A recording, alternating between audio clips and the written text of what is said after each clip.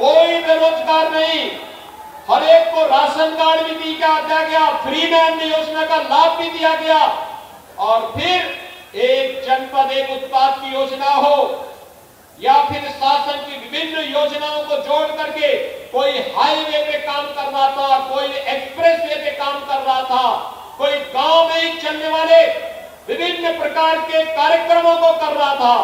और अब तो हम लोगों ने त्रिस्तरीय पंचायत के प्रतिनिधियों के मानदेय के साथ साथ उनके अधिकार को भी बढ़ाने का काम किया। गांव के अंदर विकास के कार्य के लिए बहुत इंतजार नहीं करना पड़ेगा, विकास का कार्य गांव के अंदर त्वरित गति से आगे बढ़ सके, इसके लिए भी इस कार्यक्रम को आगे बढ़ाया है। निराश्रित महिला, विधवा महिला हो या वृद्धजन हो, इन सभी लोगों के मानदेय में सीधे बढ़ोतरी की गई है। दिव्यांगजन हो, हमारे यहां किसी व्यक्ति के नाम पर नहीं, हमारे यहां निराश्रित जो है उस निराश्रित के नाम पर ही उसको पेंशन दी जाएगी। ऐसा नहीं होता जो पिछली सरकार करती थी, अपनी पार्टी के नाम पर वह जबरदस्ती खैरात बांटती थी, प्रदेश के खजाने में डकैती डालने का कार्य करती थी। भारतीय जनता पार्टी ने तो कहा कि जो गरीब है उसके साथ हम खड़े होंगे, उसके साथ हमारी संवेदना ही नहीं होगी बल्कि शासन की योजना भी होगी। और भाइयों बहनों, शासन की योजनाओं को जोड़ने के लिए ही आज हम सब यहां पर उपस्थित हुए हैं। माननीय गडकरी जी का आगमन इस जौनपुर जनपद में आज हुआ है। आज उनके द्वारा यहां पर जो बहुप्रतीक्षित मांगे आपकी थी, शिलान्यास के उन कार्यक्रमों का, चाहे वह भदोही से जौनपुर मार्ग के चौड़ीकरण का कार्य है, लगभग 400 करोड़ रुपए की लागत से कार्य होगा, इसका शिलान्यास हो रहा है। मछली शहर से भदोही मार्ग के चौड़ीकरण के कार्य पर 700 करोड़ रुपए खर्च हो रहा है, आज उसका भी शिलान्यास यहां पर हो रहा है। जौनपुर में एक मेजर ब्रिज के निर्माण की कार्रवाई, इस पर भी यहां पर आज उसका भी कार्य का शुभारंभ माननीय गडकरी जी के द्वारा किया जा रहा है। और इसके साथ ही जनपद जौनपुर से जुड़ी हुई लगभग 130 करोड़ रुपए की लागत की परियोजनाओं का शिलान्यास और लगभग 21 करोड़ की योजनाओं का यहां पर आज लोकार्पण का कार्यक्रम जनपद स्तर पर हो रहा है। पिछले दिनों हम लोग आए थे और उस समय मैंने कहा था इस सत्र में जौनपुर का मेडिकल कॉलेज भी प्रवेश के लिए तैयार हो जाएगा और जौनपुर मेडिकल कॉलेज में इस साल एमबीबीएस के प्रथम वर्ष में बच्चों का प्रवेश का कार्य भी प्रारंभ होने जा रहा है। भाइयों बहनों, भाजपा समाधान लेकर के आती है और उस समाधान के साथ आपको जोड़ने के लिए जो कहा सो करके दिखाया। विकास हो, गरीब कल्याण हो या आस्था का सम्मान हो। आस्था का सम्मान 13 दिसंबर को अभी आपने देखा होगा, काशी विश्वनाथ धाम का लोकार्पण प्रधानमंत्री जी के हाथों से हुआ है। आपने कितने लोगों ने इस कार्यक्रम को देखा था? कितना भव्य कार्यक्रम था। और प्रधानमंत्री जी जब आए तो पहले गंगा जी में डुबकी लगा करके मां गंगा के प्रति अपनी आस्था को व्यक्त किया, फिर बाबा विश्वनाथ जी का अभिषेक किया और फिर शिव जी की पूजा के बाद श्रमिकों का सम्मान किया। आपने देखा पहले कभी श्रमिकों का सम्मान होते हुए कभी देखा था?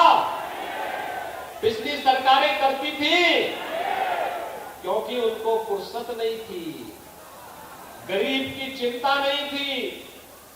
पिछली सरकारें श्रमिक का मानदेय और उसका स्वयं के पारिश्रमिक पर ही डकैती डाल देती थी।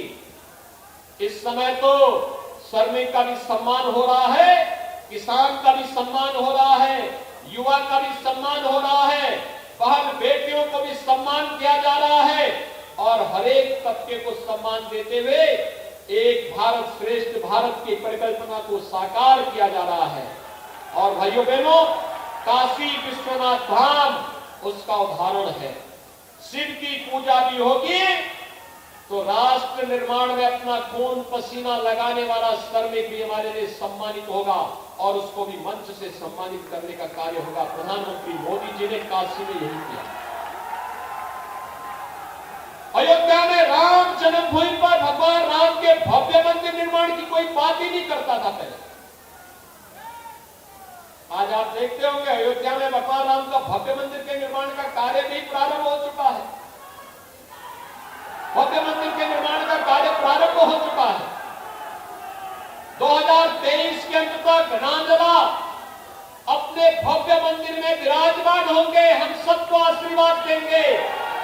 हमारी पीढ़ी इस बात के लिए सौभाग्यशाली है कि प्रभु राम के मंदिर को अपनी आंखों के सामने हम सब बनते हुए देख रहे हैं। प्रभु राम को, भगवान राम के भव्य मंदिर में विराजमान होते हुए भी हम सब अपनी आंखों से देखेंगे।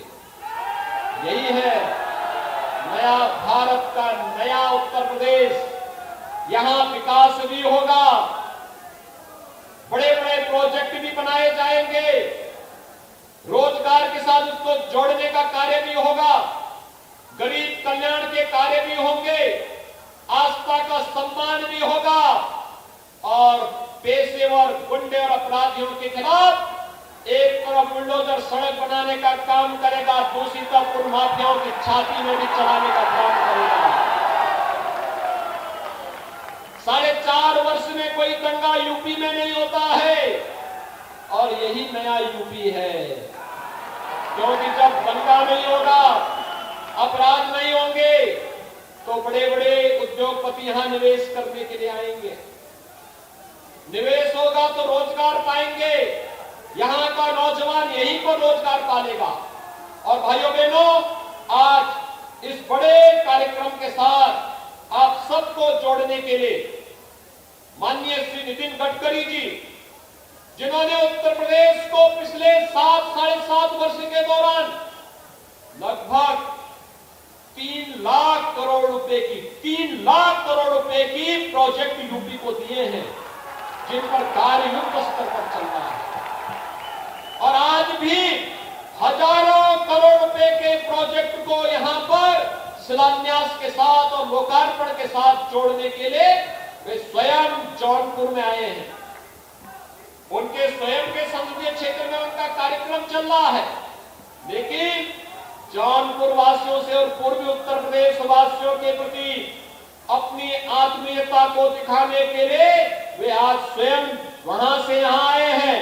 कार्यक्रम के बाद फिर सायकाल वापस फिर अपने संसदीय क्षेत्र में जाएंगे। मैं इस अवसर पर एक बार फिर से माननीय नितिन गडकरी जी का जौनपुर वासियों की ओर से, मछली शहर वासियों की ओर से और पूर्वी उत्तर प्रदेश और उत्तर प्रदेश के नागरिकों की ओर से हृदय से स्वागत करता हूं, अभिनंदन करता हूं। आप सब मेरे साथ बोलेंगे, नमः पार्वती पतिये हर।